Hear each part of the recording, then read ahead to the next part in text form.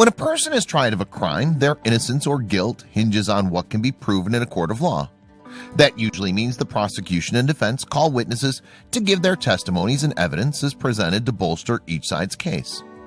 Usually, all the evidence presented is some physical material from the scene of the crime, a fingerprint, a bit of DNA, maybe a scrap of cloth. But in one particular case, the most important piece of evidence could be canine in nature. Terrible crime. In March of 2017, a man named Joshua was in an Oregon courtroom defending himself after being charged with an unbelievably heinous crime. He was accused of one of the most universally reviled acts, the sexual abuse of a minor. Heartbreaking accuser. And even more despicable in this case, the person accusing Joshua and the supposed victim was his own daughter. She alleged that beginning in 2006, when she was just 5 years old, Joshua began to abuse her right around the time that her parents divorced.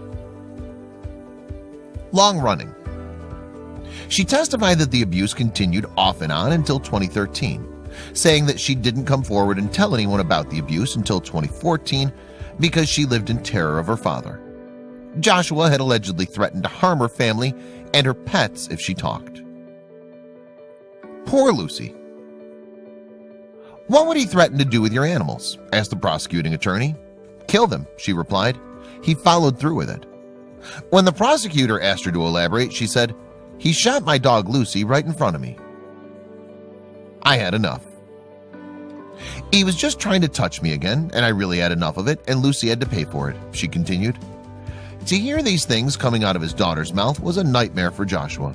The 41-year-old from Redmond, Oregon, completely denied her claims and said that nothing even close to what she had described happened. It's a lie.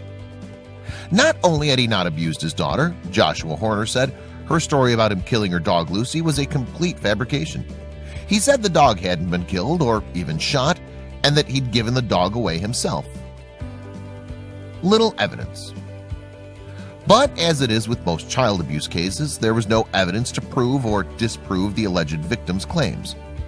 It was a heart-wrenching case of he said, she said that, if true, made the father a monster, and if false, made the daughter one. The verdict. Ultimately, the jury found Joshua guilty, though the decision was not unanimous. Oregon is one of only 2 states that allow a juror to deliver a non-unanimous guilty verdict, and in all but one of the charges against him, they were split. That didn't stop the judge from sentencing him to 50 years in prison in April of 2017. Adamant denial.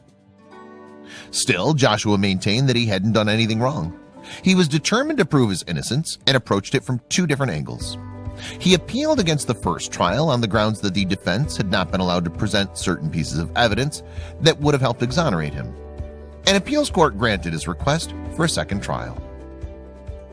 Innocence Project.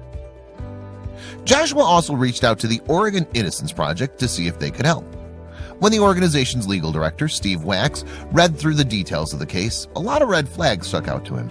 The first of which, that he believed the timing of her accusations was questionable. Curious timing. The girl had been living with her mother at the time that she revealed the abuse. She regularly visited her father, Joshua, who lived with his new girlfriend, Kelly, apparently without any issues.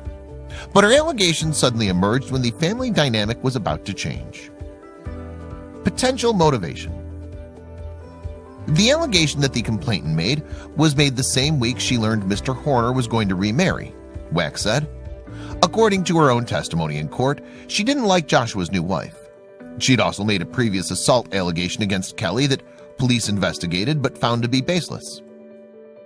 One solid thing. But to Wax, there was one thing that could poke a hole too big to ignore in the allegations against Joshua: the killing of the dog, Lucy. In this work, especially in a case where you have no other witnesses and no forensic evidence, you try to find something objective prosecutors and the judge can look at, he said. This was one objective thing: finding her. If Lucy was still alive, as Joshua claimed, it would show that his daughter had lied about a major element of the story. The trouble was finding the dog that Joshua said he'd given away years prior. The first obstacle to finding her was that Joshua only knew the man he'd given the dog away to as Fred. can't keep her. Fortunately, Lucy was a distinctive-looking dog. She was a black lab mix with unusually long ears. Joshua had originally given her away, he said, because she kept escaping from his yard into his neighbors to kill his chickens. He was able to point the attorneys at the Oregon Innocence Project to a local veterinarian who had treated Lucy her whole life. Finding Fred.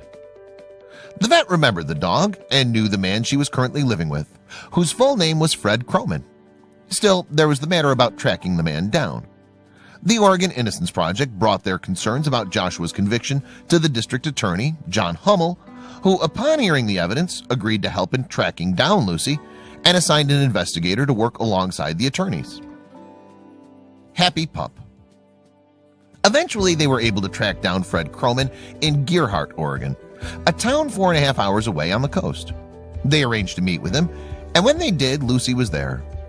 She was drinking a bowl of water and sitting in the shade underneath the porch. We played with her, petted her. It was wonderful, said Lisa Christian, an investigator assigned by the DA. Attempting contact. With this clear evidence that Joshua's daughter had lied about at least one element of her story, prosecutors immediately tried to contact her. She failed to show up for a scheduled meeting in August, then disappeared. When she was later spotted in September at her mother's house outside Redmond, they tried to contact her again. She's a runner.